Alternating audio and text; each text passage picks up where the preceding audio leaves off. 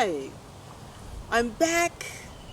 I know it's been a couple of weeks and I've missed a couple of posts, but we were trying to do some technical upgrades so that we could bring a real nice quality content presentation to you all who have been so faithful and kind to support us in the past. So I hope that you will continue to support us, like, share, and subscribe to this channel. But in the meantime, today's story, I thought I'd share something about community. And it goes something like this. Once upon a time, there were three kingdoms.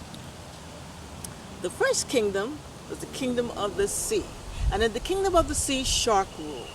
And he would always make sure that as the people came to the shoreline to fish, that he would be there to scare their fish away and to make them uncomfortable and scare them away so that they would always end up with a day with no catch. He would say, "My kingdom is the kingdom of the sea, and no kingdom is greater than mine." Well, another kingdom was the kingdom of the forest. An elephant ruled the kingdom of the forest. And he would go tromping through the forest, screaming and yelling and smashing all the crops as the people tried to plant. Whoa! My kingdom is the kingdom of the forest, and my kingdom is greatest of all. And then there was the kingdom of the air. And Hawk ruled the air.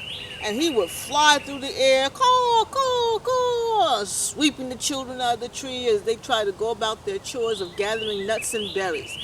And he would do this every day. Every time he saw them climb up in the tree, he would do this. And he would scream through the air, "My kingdom is the kingdom of the sky, and my kingdom is greater than all." And so the people had a problem. They couldn't fish in the sea, they couldn't farm their crops, and they couldn't pick their nuts and berries. So what they did was one night they sat around the fire and they talked with one another and they shared stories of what their fathers before them did when they had problems and challenges, and they shared ideas, and together they came up with a plan. And so for the first part of their plan, they worked all night long until the next day they were ready. As they went up to go fish, they brought with them a special net.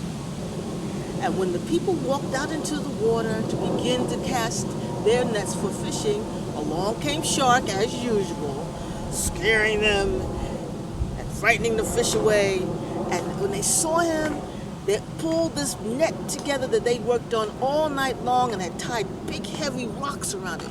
And they said, "1, 2, 3," and they threw the net out over the sea. And Shark got caught up in it. And he got all angry and he gnashed around and rushed around and he said, let me go, I'm the kingdom of the sea, you can't do this to me." And the people said, "No, not until you promise to let us fish in peace." "No, you can't talk to me like that, let me go." And the people said, "No, not until you promise to stop bothering us when we come to fish."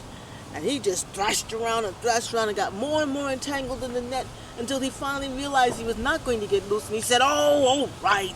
And the people said, "Do you promise not to bother us anymore when we come to fish?" And he said, "Oh, I promise." And they went out into the sea and unraveled the nets from around Shark. And he swam far, far, far away from the shore. And from that day forward, Shark has never come close to the shoreline when people were fishing. And the people were rejoicing. They were happy. They were like, "Yeah." So over the fire that night, they discussed the other problems they had in the forest. And they talked with each other, and they shared stories from what they learned from their fathers' past, and they came up with a plan. And so they worked on it together all night long until they were ready. And the next day, as usual, Elephant comes trampling along, woo, meshing with them. And he just trampling until finally he trumpled and fell into a big gigantic hole that the people had dug all night long to make sure it was big enough and deep enough, and he couldn't get out. And he stomped and scraped up the sides and tried to get out. "Oh, let me go, you can't do this to me." And the people said, "Will you promise not to trample our crops anymore?" And he said, "You can't talk to me like that. I'm the king of the forest." And the people said, "No, we're not going to let you go until you promise to not bother our crops anymore." And he said, "Oh, you can't talk to me like that. I'm the king of the forest." And the people would sit there and say, "Nope, nope, nope." As he stomped around and stomped around and stomped around, and he couldn't get out. Till he finally got tired, he realized he wasn't going to get out. He said, "Oh, okay, I promise." And the people said, "You won't bother our crops anymore?" And he said, "Yeah, I won't bother your crops anymore." So as they dug the hole, they also wove big gigantic ropes through the night that they could use to help Elephant get out. So they tied the ropes around his legs, all four legs, around his neck, around his trunk, and all together all the people of the forest pulled and pulled and pulled till they finally got Elephant out. And from that day forward, Elephant always walked meekly and quietly through the forest.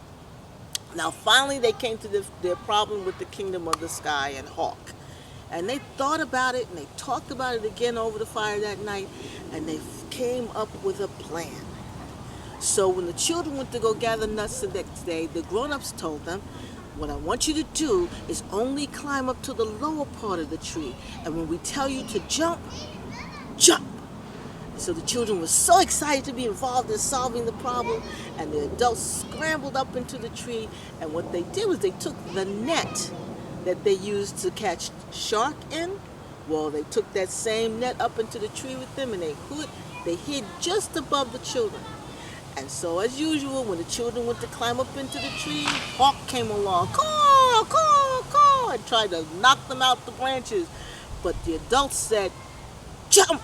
And they jumped and scrambled away, and they dropped the net just as Hawk was sweeping through, and Hawk got all caught up in the net. His wings were tangled in the holes, his claws and everything. And he's going, "Caw, caw, let me go, let me go. I'm the king of the sky. You can't do this to me." And the people said, "No, not until you promise not to bother us when we gather nuts and berries." And he said, "You can't talk to me like that. I'm the king of the sky. Caw, caw."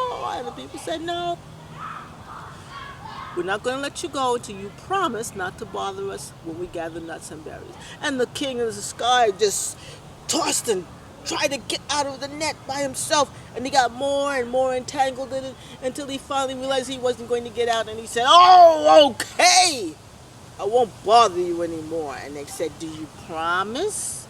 And he said, "Yes, I promise not to bother you anymore when you pick nuts and berries." And so the people said, "Okay." And they went and untangled him out of the net, and he was free to fly. And from that day forward, he never bothered the children in the trees, but rather, if he wanted anything, he would scoop along the ground and gather any rodents that were along in his way as his prey.